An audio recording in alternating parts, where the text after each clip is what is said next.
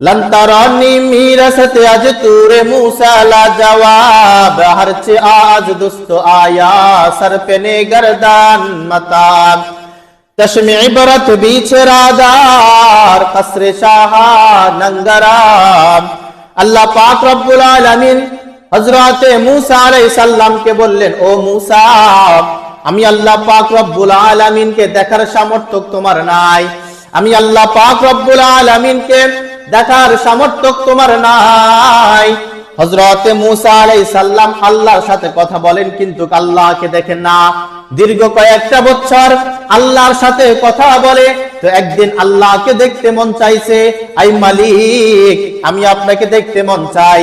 কিন্তু আল্লাহ পাক রব্বুল আলামিন বলেন, ও মূসা আমি আল্লাহ পাক রব্বুল আলামিন তোমাকে সেই চক্ষু দান করি নাই। লান তারানি মিরাসাতে আজ তুরে মূসা লা জাওয়াম। আল্লাহ পাক রব্বুল আলামিন হযরত মূসা আলাইহিস সালামকে বিদায় করে দেয়, আর আমার আপনার নবী হাদিয়ে কুল ফখরে রাসূল ইমামুল আম্বিয়া সাইয়্যিদুল আম্বিয়া সাইয়্যিদুল খালায়েক আহমদ মুস্তাফা জনাবে মুহাম্মদুর রাসূলুল্লাহ, একটু মুহাব্বতের সাথে বলি সাল্লাল্লাহু আলাইহি ওয়াসাল্লাম। নবীজি উম্মে হানির ঘরের মধ্যে শুয়ে আছেন। আল্লাহ পাক রব্বুল আলামিন জিবরাইল আলাইহিস সালামকে পাঠাইয়া জান্নাতে যানবাহন বুরাক পাঠাইয়া নবীজিকে ঘুম থেকে জাগ্রত কইরা জমজমের পাশে শোয়াইয়া বুক থেকে নাভি পর্যন্ত পাইরা ভিতর থেকে সমস্ত কিছু বের করে জান্নাত থেকে আনা রেশমি রুমাল দিয়ে ঢাকা ঈমান ও হিকমতের অক্সিজেন ভিতরে পুশ কইরা আবার হযরত জিবরাইল আমিন এমন করে ইশারা করে, আবার নবীজির সিনাই সিনাই জোড়া লেগে যায়। আরে নবীজির সিনাই সিনাই জোড়া লাগলে কি আগের মতন থাকেনি? আরে না না না, আগে যেই রকম ছিল তার থেকে আরো কোটি কোটি গুণ বেশি নূরে নূরান্বিত হয়ে যায়।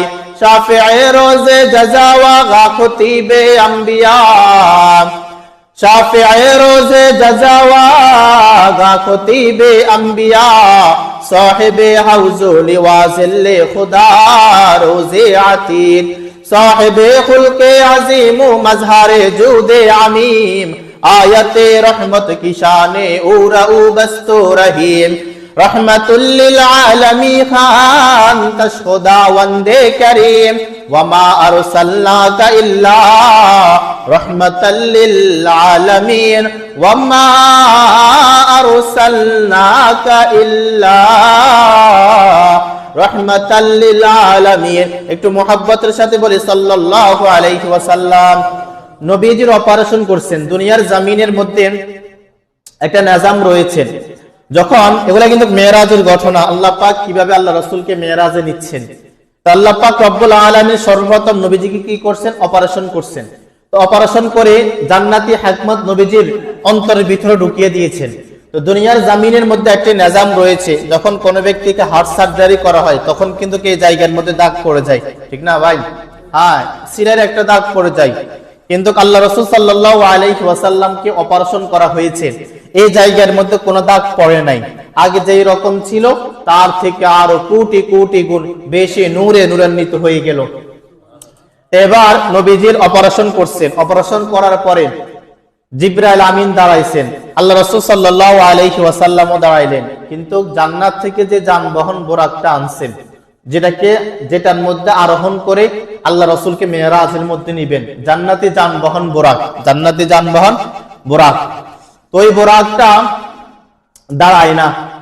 আল্লাহ রাসূলও দাঁড়াইছেন, জিবরাইল আলাইহিস সালামও দাঁড়াইছেন, কিন্তু বোরাক দাঁড়ায় না। তো বোরাক দাঁড়ায় না। জিবরাইল আলাইহিস সালাম বলতেছেন, ও বোরাক তুমি কি জানো আজকে তোমার পিঠে কি আরোহণ করবেন? ইনি হলেন হাদিয়ে কুল ফখরে রাসূল ইমামুল আম্বিয়া সাইয়্যিদুল আম্বিয়া সাইয়্যিদুল খালায়েক আহমদ মুস্তাফা জনাবে মুহাম্মদুর রাসূলুল্লাহ সাল্লাল্লাহু আলাইহি ওয়াসাল্লাম তোমার পিঠে আরোহণ করবে, আর ও বোরাক তুমি বসে আছো। অচিরেই বোরাকের জবান খুলে গেল।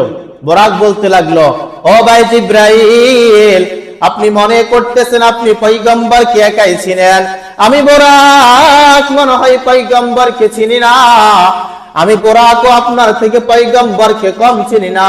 জিবরাইল আলাইহিস সালাম তখন বলতেছিলেন, ও বোরাক তোমাকে তো মাত্র জান্নাত থেকে নিয়ে আসলাম, তুমি কি করে মুহাম্মদকে চিনো? বুরাক বলতে লাগলো, আপনি যখন আমাকে জান্নাত থেকে বের করলেন, ওই জান্নাতের গেটের মধ্যে আমি লেখা দেখলাম, লা ইলাহা ইল্লাল্লাহু মুহাম্মাদুর রাসূলুল্লাহ সাল্লাল্লাহু আলাইহি ওয়াসাল্লাম।